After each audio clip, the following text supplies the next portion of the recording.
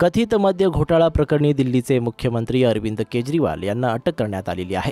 ईडीनं आज दिनांक 21 रात्री उशिरा ही कारवाई केली। दरम्यान केजरीवाल यांच्या निवासस्थानाबाहेर आंदोलन करणाऱ्या आप कार्यकर्त्यांना पोलिसांनी ताब्यात घेतलंय। आज रात्री उशिरा ईडीचे अधिकारी आणि मोठा पोलीस फौजफाटा मुख्यमंत्री अरविंद केजरीवाल यांच्या निवासस्थानाबाहेर पोहोचले। अनेक कार्यकर्ते केजरीवाल यांच्या निवासस्थानाबाहेर होते, मात्र ईडीने आज त्यांना अटक करत मोठी कारवाई केली। या कारवाईनंतर कार्यकर्ते आक्रमक झाल्याचं देखील पाहायला मिळालं। त्यांच्या अटकेनंतर दरम्यान यावेळी आपचे कार्यकर्ते आक्रमक झाल्याचं देखील पाहायला मिळालं। या अटकेनंतर आप नेते आतिशी यांनी माध्यमांशी संवाद साधताना सुप्रीम कोर्टात धाव घेतल्याचं सांगितलंय। त्या म्हणाले की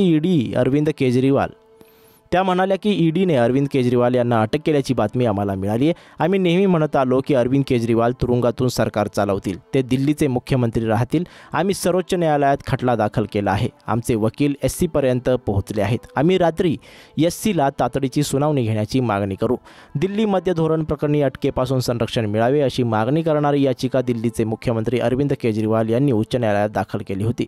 यावर आज दिनांक 21 मार्च सुनावणी झाली। दरम्यान दिल्ली उच्च न्यायालयाने अरविंद केजरीवाल यांना कठोर कारवाईपासून कोणतेही अंतरिम संरक्षण देण्यास नकार दिला। या टप्प्यावर आम्ही अंतरिम दिलासा देण्यास इच्छुक नसल्याचे न्यायालयाने सांगितले। दरम्यान न्यायालयाने या याचिकेवर ईडीकडून उत्तर मागितले आहे। या प्रकरणी पुढील सुनावणी 22 एप्रिल रोजी होणार आहे।